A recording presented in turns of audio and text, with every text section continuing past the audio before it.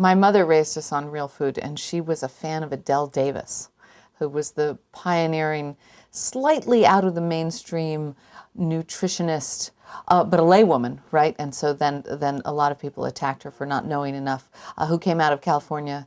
In the 60s and 70s, she had a pretty big following. And Adele Davis had very simple principles, all of which have been pretty much borne out by the subsequent science. Whole food, B vitamins, real meat, real milk, traditional fats. She has a few clunkers that don't survive the test of time, which you come across in her books. But on the whole, everything she said proved to be true. And so my mother raised us on whole wheat bread and the proverbial blackstrap molasses. We made granola once a week. The children had an assignment to make granola. We also ate all the meats. It was not a vegan hippie commune, our little farm. So we had very traditional, simple American meals like fried chicken, meatloaf. I remember a food I regard as one of our super frugal meals was macaroni with tuna and cream sauce, which I loved. My mother used to dip her toast in the bacon fat, and nothing was off limits except white sugar and white flour. Those would have been my mother's standards. And she used to say, no matter how little money we have, we'll always have real maple syrup, real olive oil, and real butter. We also had a cow and chickens, in addition to the vegetables we were growing on our vegetable farm. So we drank raw milk. We didn't make any cheese or dairy products. That would have been more homesteady than we were, and we were really busy as commercial vegetable farmers. But we did have fresh eggs and fresh milk. And then what we couldn't raise ourselves, we bought or bartered for at the farmers markets. And in the dead of winter, we shopped at the supermarkets.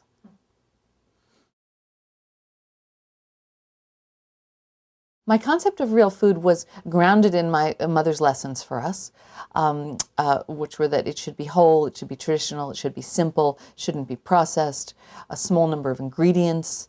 And then I sort of went off track and in my teens and 20s became a vegan and a vegetarian and tried low-fat diets and low-saturated fat diets and low-cholesterol diets. And the reason I did that was not so much a thumb in the face of my mother, although perhaps we're all acting against our parents in some ways, but more because it was the conventional wisdom of the time in the late 80s and the early 1990s that less fat was good, less saturated fat was good, less animal fat, less cholesterol, more plant foods. So I assumed that if all those things were true, that a non-fat vegan diet was probably the best of all. And that's what I tried. And things went along fine. No one would have called me sick. But on vegan and low-fat diets, in fact, my health suffered. And I was 25 pounds heavier than I am now. And I had a host of minor complaints. And no one really would have ever called me ill, or certainly they wouldn't have suspected my perfect diet, because I was not a junk food vegan or vegetarian. I ate brown rice and beans. I ate olive oil. I ate fruits and vegetables. I just didn't eat many traditional foods, how I now understand it. So what brought me back to real food was a wonderful serendipity. I was living in London, and I had started the first American-style farmers markets in London in 1999. And when I grew up in the Washington, D.C. area at the farmers markets, there were the vegetable people like us and the fruit guys, and then there was the plant lady and the honey man and the baker at farmers markets. When I started my first little farmers market in London, I had farmers, even at my first little market with only 16 producers, selling grass-fed and pastured beef and lamb and pork and chicken. They were selling raw milk cheeses and cream and sausages and meat pies and fish and all sorts of wonderful things. So then I got a book contract, and that was to write the farmers market cookbook. And I had just been dabbling around with eggs and with fish, and I was no longer vegan and no longer a vegetarian, but I wasn't eating, I was not yet a carnivore or an omnivore even. And so I didn't want to write a vegetarian or even a fish and eggs farmers market cookbook. I felt I had to honor all the food producers at the markets and all the eaters as well. So I looked around and I saw that the farmers of these wonderful traditional foods, the meat, the eggs, the dairy, the fats, were healthy and happy people and seemed to enjoy their food. And the eaters were healthy and happy people and certainly enjoyed all those foods. And I began to wonder whether I shouldn't try these foods. So for my cookbook, I tried every food at our markets and wrote recipes and ate all the recipes. And it was along the way that I slowly became an omnivore again. And with each food I ate, with each fat, with each rich thing, with each red meat, with each forbidden and taboo thing, with each item that the cardiologists were banning in the US and in Britain as well, my health improved quite dramatically. I lost 25 pounds. I didn't have to exercise as much. I used to run 6 miles six times a week. I had colds and flu season. My nails and hair and skin were dry. My digestion was terrible. All of those problems melted away when I became an omnivore again.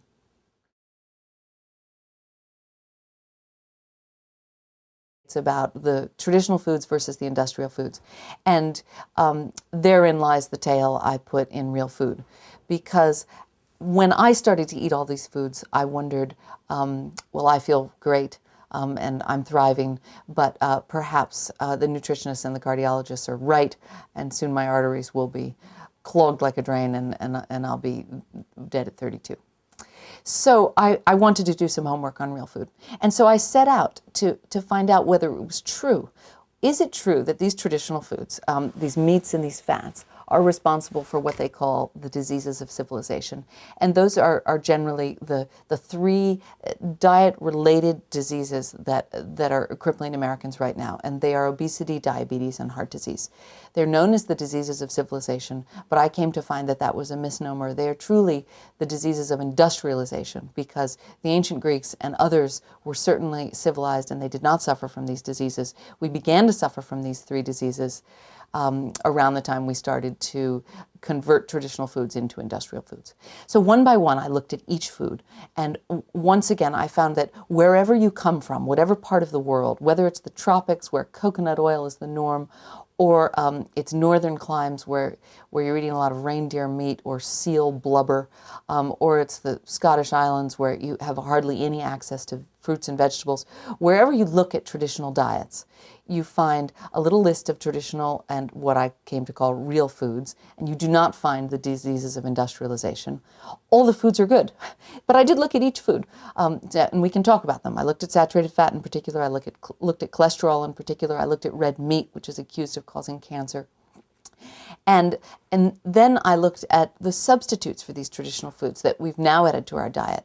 The industrial foods: soybean oil, corn oil, refined flour, refined sugar, trans fats, which are artificial, man-made saturated fats. And in each instance, I found that these industrial foods were responsible for obesity, diabetes, and heart disease, and other conditions too. But these are the three that people are most concerned with. And just to add, these three conditions are definitely diet-related. It doesn't mean that diet is their only cause. They're famously multifactorial conditions.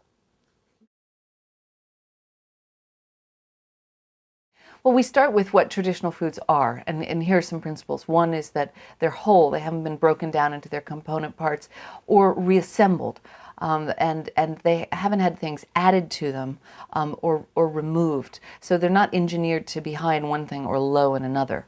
So real food is low-carb bread is not real food. Orange juice with added vitamin A and vitamin D is not real food. So that's the first principle. The second is that traditional foods spoil.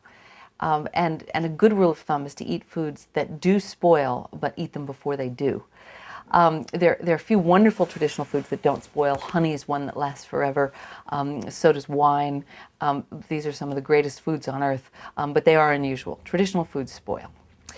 And traditional foods, the traditional foods work as whole foods. So their component parts are all created by God or nature as you prefer, to work together. So in an egg, for example, the complete nutritional package is the yolk and the white, not one or the other. The same is true of milk, which is a highly complex food.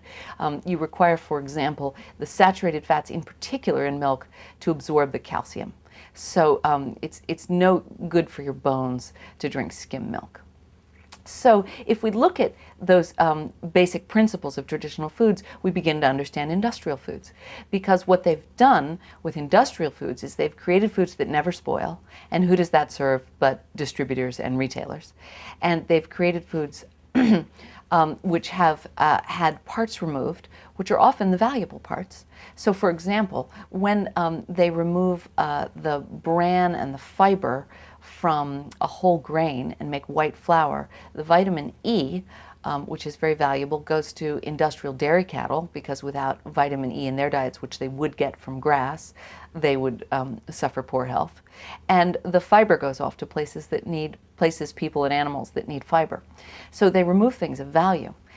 Industrial salt, very similar, comes with dozens and dozens of trace elements. They remove those, and they're quite useful for the chemical industry, leaving you with stripped down salt, which they have to re-iodize. So that's one important principle, shelf life and also removing valuable items. But then by re-engineering them and enhancing them, and I put that in quotation marks, they then add value to them again, but really only to the food manufacturer. So by putting vitamins A and D in orange juice, they try to persuade the consumer that it's a more nutritious product, when in fact God or nature, again as you prefer, never put vitamin A and D in orange juice because it doesn't belong there, and the product isn't enhanced by it, because vitamin A and D are fat soluble. So a little bit of synthetic vitamin A and D in a glass of orange juice doesn't do anything for your body. You have to consume some fat to absorb those vitamins. If we look at animal production, we also see that it's just cheaper to feed animals on industrial animal food and produce an industrial animal than it is to feed them on a traditional diet. We're now learning just how frugal and sensible in ecological and financial terms it is to raise animals on a traditional diet. But the industrial model of animal production at the moment is very much to make the food, fatten them quickly and make the food as cheap as possible, and use as many drugs as possible to get the animal to market as quickly as possible. This is short-termism in the worst way for the animal, for the ecology, and for human health, but that is their thinking. Yes, well, it's a great blessing that we can buy foods from all over the globe and 12 months a year. I feel grateful that I don't have to own a mango plantation to get a mango when I want one. And I have somewhat simplified the history of the human diet here, as you can imagine. We looked at traditional cultures for the foods they ate for many hundreds or thousands or even millions of years if we go back to our human forebears. But that doesn't mean that every family or village ate that way at every moment in history. What I've assembled is a list of real or traditional foods that are largely whole and unadulterated and produced and processed and prepared in the same way they once were. And I've found that those foods are all healthy. In practice, each culture in each region had quite a limited diet. And what's interesting, if you look at the very limited diets, is that they're able to find all the nutrients that humans require from 0 to 100, including reproduction over many generations, from those limited foods. So you ask, for example, the people who don't have a greengrocer or a farmer's market nearby, they're in northern climes and they have very little access to fresh vegetables or, say, citrus. Where do they get their vitamin C? Well, they get it from the lichen that's digested in reindeer stomachs. They get it from preserving little Arctic wildflowers in seal oil. There is a source in each of these traditional cultures for every nutrient the human needs. And I want to stress the importance of the intergenerational nutrition, because it may be that you or I could thrive on a vegan diet for a time, but eventually There is no way to sustain human life and reproduction over many generations without foods of the sea and without foods of animal origin. There just isn't any way. We were not created as herbivores. We were created as omnivores, and there are a number of nutrients from vitamin B12 to vitamins A and D, which are found only in foods of animal origin, to long-chain omega-3 fats that you simply cannot get from leaves, no matter what the vegan sites will tell you. Well, my main reason for eating local food is that local food tastes better. There are lots of side benefits to you, the ecology, and the farmer from eating local food, but the fact remains that some foods don't travel well. Peaches are one, fresh milk that hasn't been homogenized and hasn't been ultra-pasteurized is another. Again, these are foods that spoil. In the case of the peach, it must be picked ripe for the sugars even to be developed and for it to taste good, and a ripe peach bruises. In the case of milk, it's because milk is a highly perishable food, and it either has to be made into cheese or yogurt. Cheese has been called milk's leap into immortality, or it has to be consumed or fed to the pigs. So we find the beautiful thing about preserving foods in traditional cultures is that when you preserve foods in a traditional manner, the nutrients and the flavor are enhanced. And when the industrial food guys go about preserving foods, they remove perishable nutrients and reduce the flavor only to prolong the shelf life. So if we come back to local foods for a minute, we should eat the foods that spoil and perish locally because they'll taste better and be in peak condition. And then we should be preserving them in a traditional manner so that we have, say, pickles and tomato sauce from our region in the dead of winter. And there, a great tradition of preserving the local harvest is fermentation of all kinds. And you do find that cultured, fermented, soured, pickled foods are common across all cultures because they had to eat in the wintertime.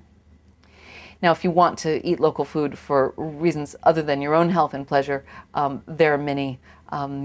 If you eat the view, you're able to preserve the view. If you eat heritage breeds which don't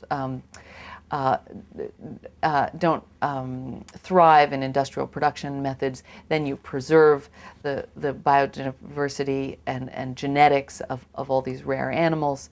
Yes, by eating them. The same goes for the diversity of crops from fruit and vegetable farmers. And we of course, reduce food miles and our carbon footprint by eating locally.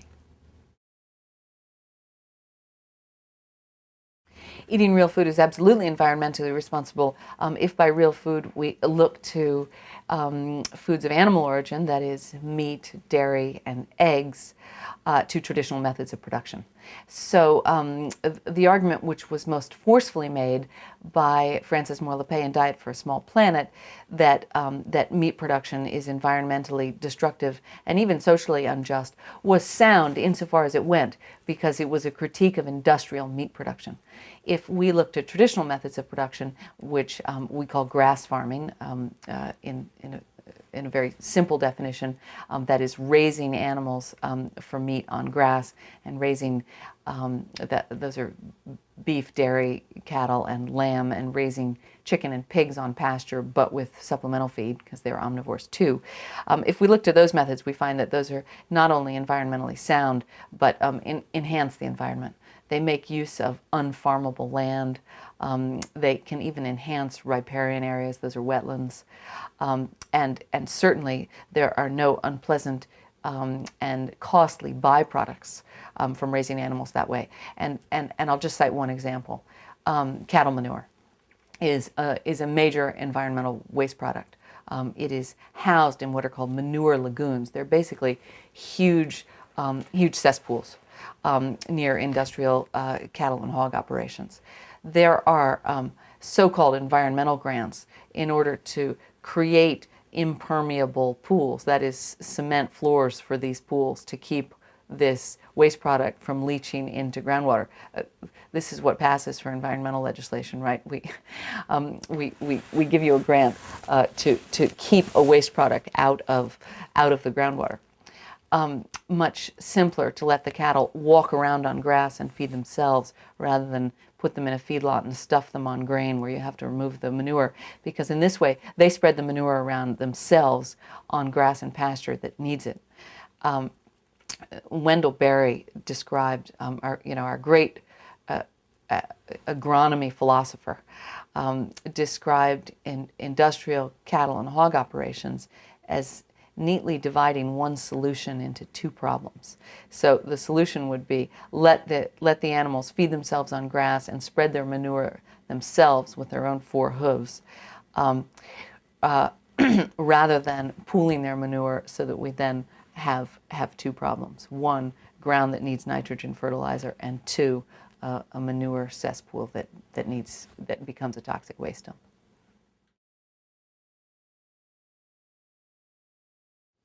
I'm a great fan of dairy products for humans in general. But dairy is a very complex food, socially and nutritionally, and culturally, and so it requires a little bit, that statement requires a little bit of unpacking. Many cultures thrive on dairy products of all kinds. The best dairy products are traditional, so they come from grass-fed cows. The milk is unhomogenized. The milk is ideally unpasteurized or raw, because there are many heat-sensitive nutrients in milk. And then those dairy products are often prepared in traditional ways, so usually fermented or cultured, made into cheese or yogurt, or butter, which is really just removing everything but the fat, ghee, which is truly everything but the fat. So we start there. The best dairy is traditional, and it's often prepared in a way that makes it more digestible for people who are not accustomed to consuming fresh dairy products in adulthood. So it has been suggested that many people are lactose intolerant. This isn't really accurate. What we're actually describing is, in adulthood, we stop producing lactase, the enzyme which helps us break down fresh milk. We're all born producing lots and lots of lactase because we are mammals and we're breastfed traditionally. So in a few cultures, the adults carry on producing this enzyme which allows them to digest fresh milk. But particularly if they lived in hot cultures, they weren't able to keep fresh milk from spoiling. Hence the production of yogurt and other things to keep fresh milk around for more than a day or two. So if you have a look, you can find actually the ability to continue to produce lactase in adulthood has arisen as a genetic capacity, as a competence of the human body, in multiple places in human history. So lots of people can produce the lactase to digest fresh milk, and a number of those genetic mutations, for that's what they are, have occurred in Africa as well. So the idea that I'm Asian or I'm African, of African or Asian origin, and I can't digest milk is simply untrue. That said, there are cultures who thrive without dairy products altogether. There are some in Asia, and it is quite possible to feed a human beautifully without consuming any dairy products. So the question is where to get the nutrients dairy products contain. In the historic, traditional, fairly recent American diet, dairy products are just flat out one of the best sources of fat-soluble vitamins A and D and of calcium. They're a beautiful, balanced recipe for protein, fat, and carbohydrates, which is one of the reasons I love milk for children and pregnant women and nursing mothers. And you can, if you need to, get these nutrients somewhere else. So the place to get them, if you don't thrive on or care for dairy products, is bone broth for the calcium and other minerals. So chicken soup, beef broth, veal stock, and the vitamins A and D you'll get from seafood and pork products. Egg yolks too. Well, the first thing to understand about the FDA is that the USDA and FDA and other government institutions are very critical of traditional foods without actually applying objective standards to how those traditional foods might be prepared in a safe and healthy and hygienic manner. And so all their numbers on raw milk are dubious. There are a number of foodborne contaminants and illnesses which pose a much, much greater risk to you and me statistically than the consumption of raw milk. That said, if you choose to consume traditional foods such as raw fish, which I eat, or raw milk, which I drink and my whole family drinks, including our children, you need to be absolutely sure of the source and find someone who cares a great deal about traditional methods of production and hygiene. So, why do we drink raw milk even though there is a small chance we'll get sick? Well, I find first, after doing all my research, that I trust the traditional food chain more than I trust the industrial food chain. There are a number of risks from eating industrial food, and I try to minimize and avoid those risks too. We drink raw milk simply because it's got more good food in it. So there are a couple of heat-sensitive nutrients in raw milk which are of interest. One is heat-sensitive vitamins. Some of the B vitamins are damaged by pasteurization.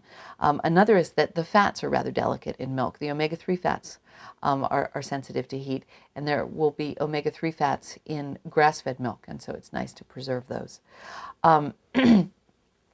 Another is enzymes, which help you digest the other nutrients in milk. So here are some enzymes which are deactivated or otherwise somehow limited after pasteurization. Lipase, which helps you digest lipids or fats. Phosphatase, which helps you absorb calcium, a key nutrient in milk, which is why raw milk contains more available calcium. And our old friend lactase, the enzyme that helps you digest lactose, the basic carbohydrate in milk, and there are tons of milk sugars, but lactose is the big one, is damaged by pasteurization. So I have met not a few people who say they were doubled over from gut pain when they drank milk and concluded they were so-called lactose intolerant, who drank fresh, clean, raw milk without any trouble. Well, it contains plenty of lactase. There's a lot to understand about real eggs and industrial eggs, and there is a vast difference between them. That said, I want my bumper sticker to be that eggs are real food and everyone should eat real food, because they are also a great food, a whole fresh egg, that is the yolk, the white, inside the shell.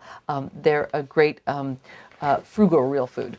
So if you're anywhere near the poverty line, eat eggs anyway, wherever you can find them. Just don't eat some kind of fake egg.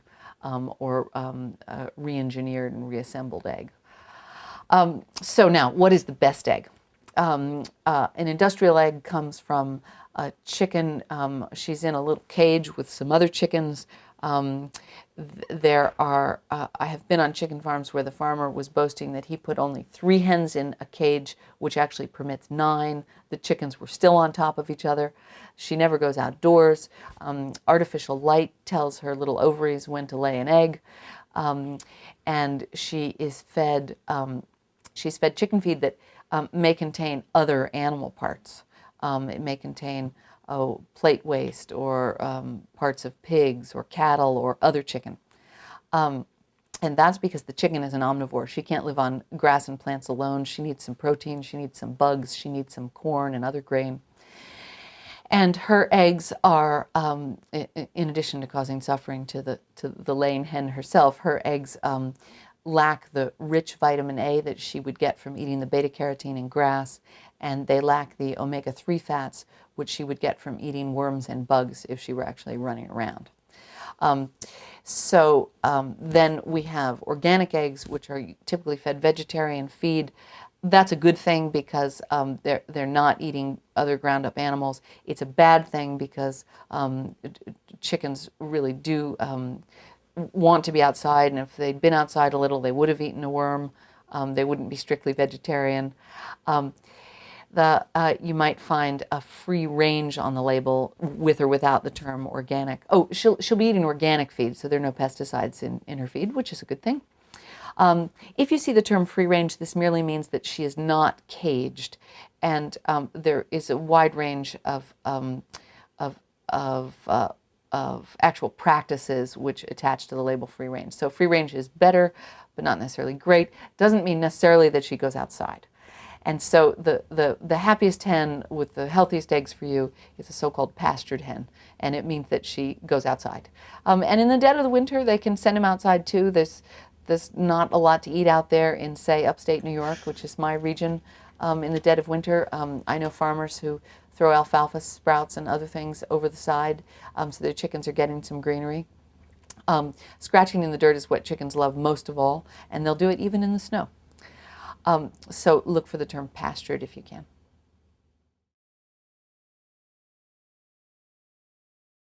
Well, when I got pregnant, I knew I would be eating real and traditional foods, and I wanted also to look at the conventional thinking on prenatal diets. And I found it to be riddled with myths and misunderstandings. So I went back to my books and traditional cultures and started to look at what they fed young men and women who were newly married and were expected to reproduce forthwith. And we find a couple of things in traditional cultures, and these were backed up by research I found, that are at odds with our attitudes toward feeding expectant parents and pregnant women. And one is that without question, every traditional culture recognized that this was a period, the period from 0, I call that conception, to age 2, of heightened nutritional needs, and they took great care about feeding young women, young men, pregnant women, nursing women, and children very well, much more care than we take. And they took care with what I call the fertility diet, so the period before conception. And what principles do we find there? One is that these were not vegan diets. Even in largely vegetarian tribes who did consume some dairy and or eggs or bugs or something, but not meat, you find a lot of attention paid to getting men and women who would be mothers and fathers foods of animal origin. So it's very much an omnivore diet if you want to get pregnant and have healthy children. The second is that all of these fertility diets and pregnancy diets included foods of the sea, even for landlocked tribes, which I found quite interesting. So tribes who were, say, up in the mountains or who were largely farming tribes would trade with other peoples who had access to foods of the sea. And it turns out there are just some vital nutrients in the sea. Iodine is one. The long-chain omega-3 fats are another that you just must have for conception and for a healthy pregnancy. And finally, I found that there were a few misconceptions about feeding babies first foods. And this dates back to some industrial food marketing in our country. So the baby food niche has been largely filled by cereals. But it turns out that cereals are not the ideal first food for babies. They lack amylase, which is a big starch digesting enzyme until about age 1. A baby's diet is somewhat iron poor because breast milk is by design iron poor, and grains interfere with iron absorption. Cereals basically don't provide a lot of high quality fat and protein. So even though we've been feeding babies cereal out of jars for a long time, the better foods are high quality fats, proteins, and of course any digestible fruits and vegetables. Avocado and bananas are time honored.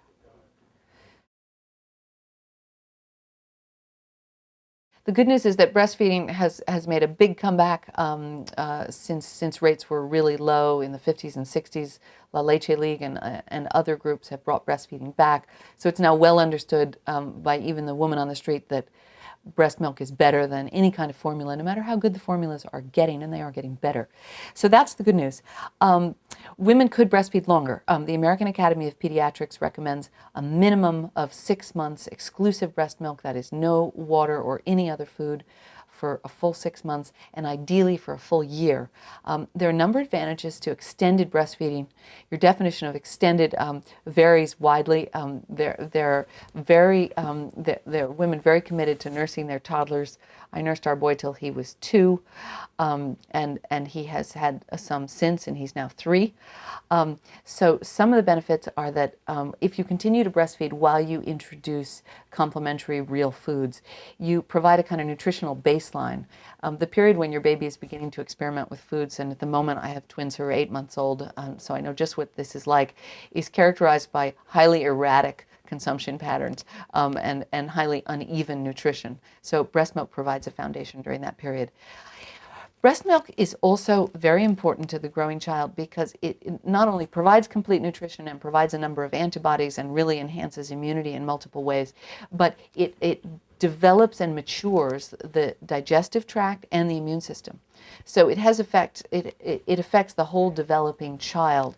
Two of the 3 systems which are immature at birth, immunity and digestion, are greatly enhanced by breast milk. And the 3rd organ that's immature at birth is the brain.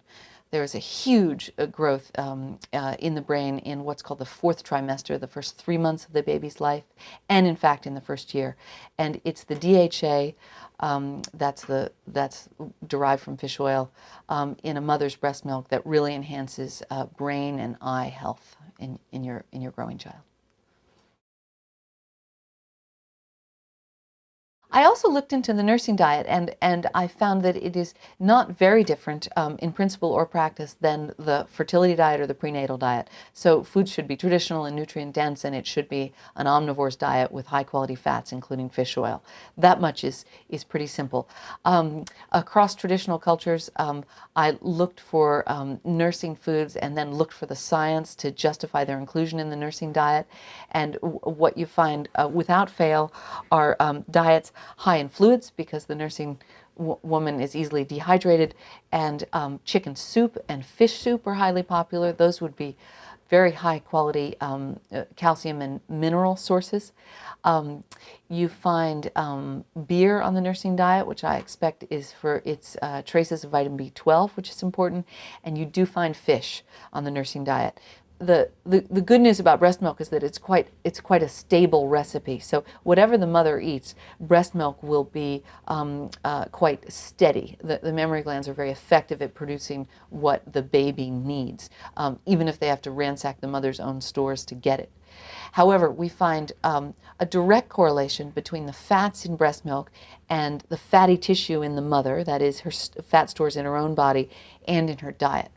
So if you look at a mother's breast milk and her consumption of trans fats, for example, those are from artificially hydrogenated vegetable oils, and they cause heart disease and a number of bad things. You will see trans fats in her breast milk and her diet. You will see trans fat consumption across the whole population corresponding with trans fat quantities in the diet.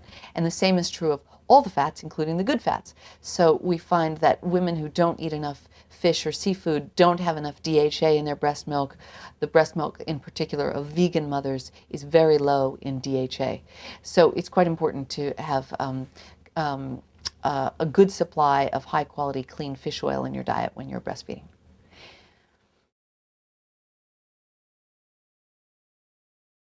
Well, I'm very concerned about the traditional foods versus imitation foods. I still find people asking me about soy butter that doesn't contain trans fats, because now they know trans fats are bad.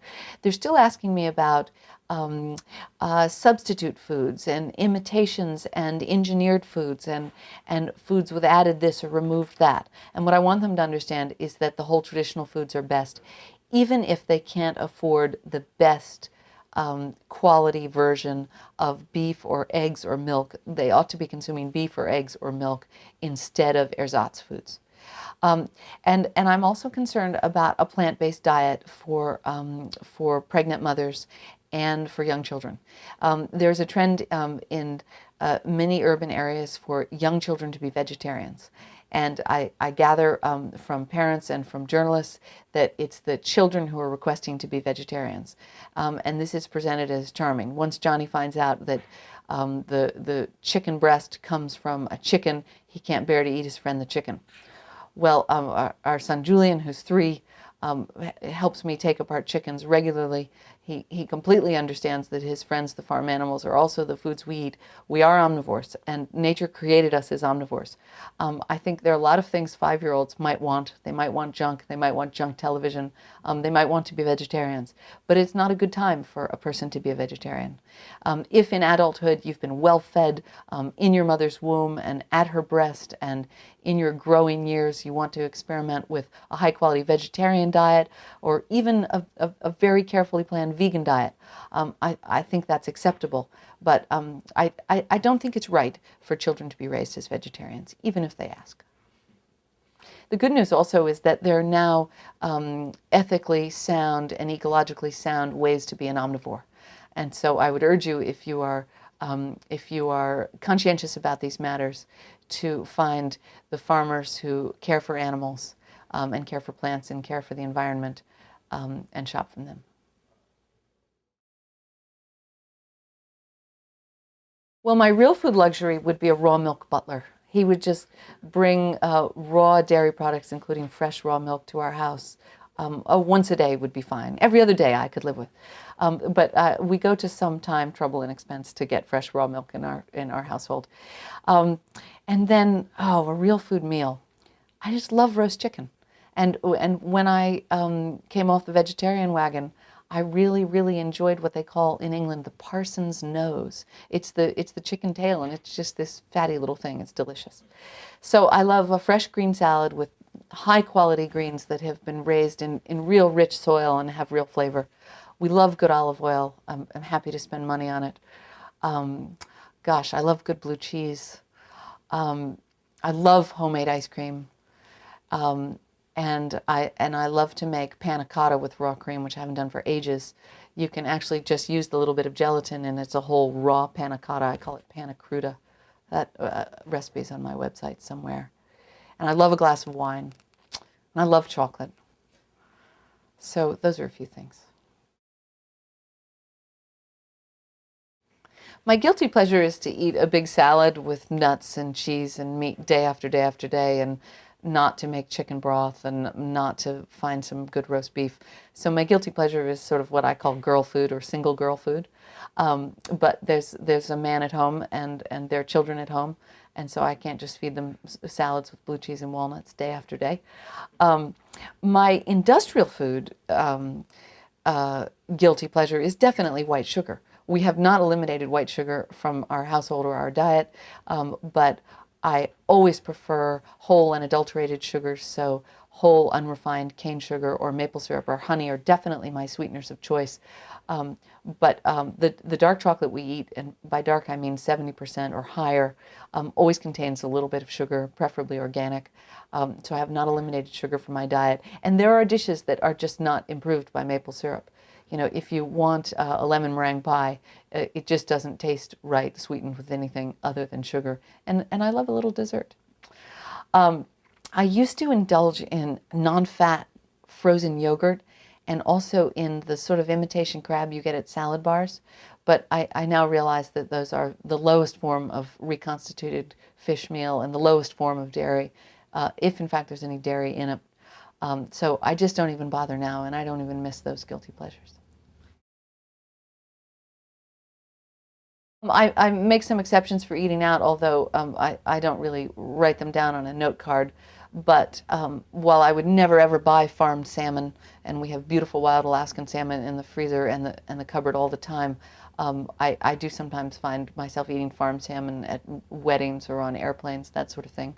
One of my pleasures at the moment, after our 3 young children are in bed, is to walk down the street and for 20 minutes have a dozen oysters and 1 glass of sparkling wine. At the local joint. Oysters, by the way, are great food for men and women who would like to be mothers and fathers. if you want to change your diet, the quickest way is to think about a couple of things you can eliminate and a couple of things you can add.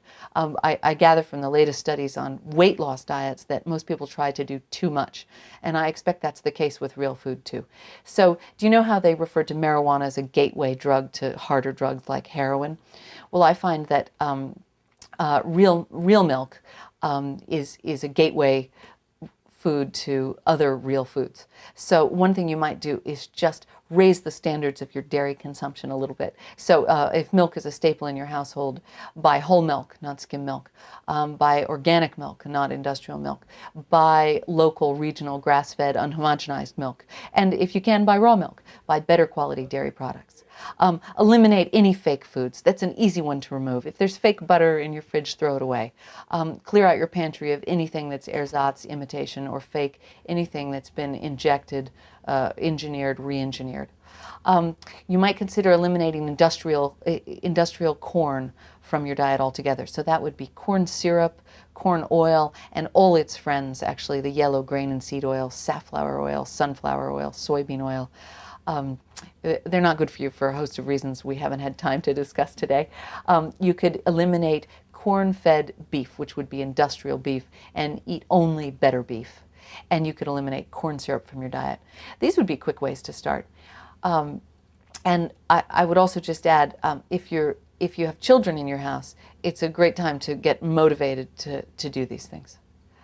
Above all, be an omnivore, eat things in moderation, and eat the best quality food you can find and afford. And eat the foods that suit your body, your cuisine, your culture, and your history. And don't worry if the guy next to you loves lamb and you don't. If beef is your thing, make it your thing. And don't look over your shoulder. Don't ask your mother what to eat. Don't ask the USDA. Don't ask the guy next to you. Learn how to eat for yourself, and you'll be liberated.